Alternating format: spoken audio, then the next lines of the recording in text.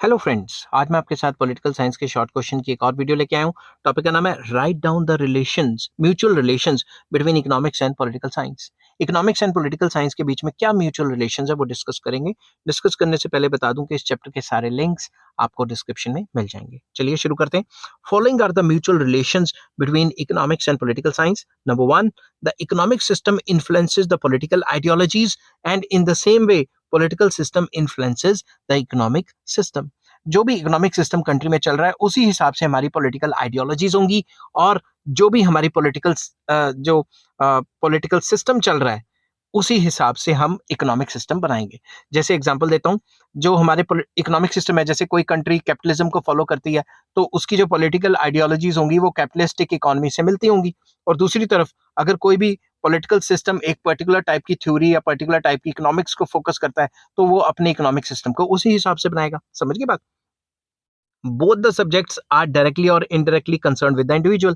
चाहे political science है चाहे इकोनॉमिक्स है, दोनों इंसान से ही तो रिलेटेड है ना।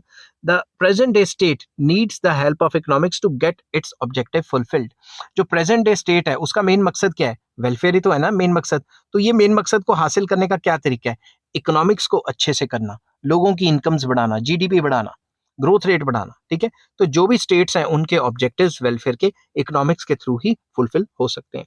Fourth point, economic policies are made and enforced by the state.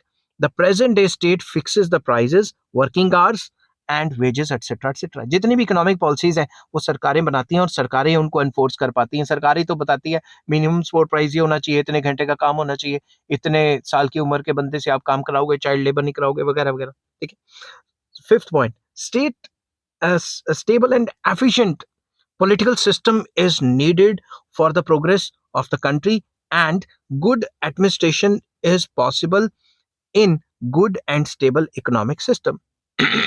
Simple words में, stable and efficient political system चाहिए इकोनॉमिक प्रोग्रेस करने के लिए, इकोनॉमी को बढ़ाने के लिए stable and efficient political system चाहिए।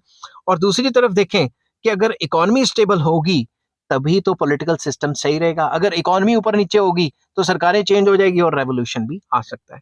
आई होप ये वीडियो आपको पसंद आई होगी। अगर पसंद आती है तो please like, share and subscribe. इस चैप्टर के सारे शॉर्ट क्वेश्चन के लिंक्स आपको डिस्क्रिप्शन में मिल जाएंगे। Take care, bye bye.